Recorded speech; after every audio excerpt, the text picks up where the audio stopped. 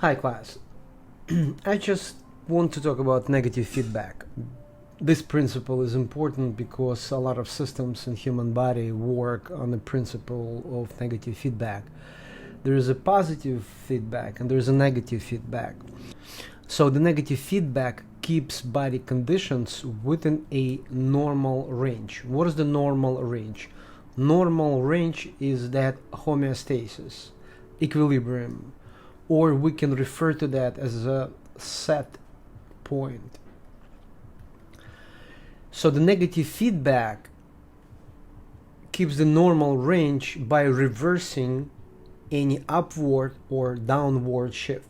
So for example, if the body temperature is 37 degrees Celsius, and that would be the set point, that would be normal range set by your system. So there's a sensor, there's a control, and there's an effector. So the control could be the central nervous system, right? Let's say brain. Brain controls a lot of things. Sensors could be receptors on top of the cells, or there could be pain receptors, for example, something that senses the environment. So the sensors, they gather information. So they gather information and they pass this information to a control center. Not necessarily should be brain, but for the sake of this example, let's say brain. So that's a control center. And the control center has those set points for different types of pathways in human body. So these are the set points. So the set points are equilibrium, that homeostasis. So the sensors, they sensing the environment, they gather information, they bring that information to a control center, in this case our brain, and then we have to respond somehow. And the organs that will respond to a particular stimulus, then the brain sends the information to the effector, because now you have to bring a particular condition back to that original set point. So there are lots of examples, but we're going to look at the more classic examples. So the classic example would be internal thermostat in your body that keeps the internal temperature. So the body temperature is 37 and the set point on the control center is 37, temperature regulatory center in the brain.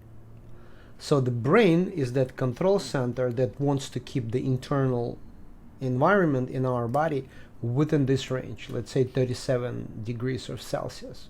So the sensors communicate with the control center, with your central nervous system, telling your brain that I'm out of the range, telling your brain that the temperature is increased.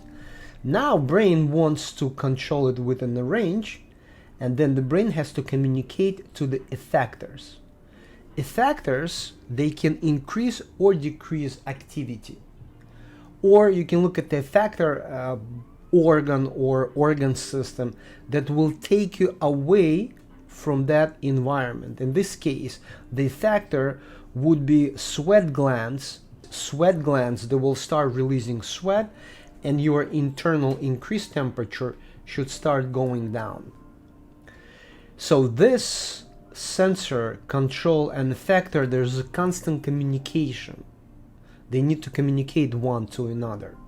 So for example, we consume meals, right? Food. So once we eat food, the glucose appears in your blood. So now glucose is above this line. So let's say the equilibrium or homeostasis is 70 milligrams per deciliters. So your body wants to bring that glucose to that homeostasis line, right? To that number.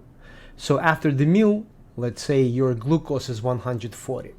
Yes, it's normal glucose after the meal, but your body wants to bring it back to that normal state.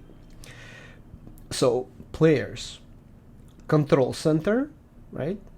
That creates set point. sensors and the effectors.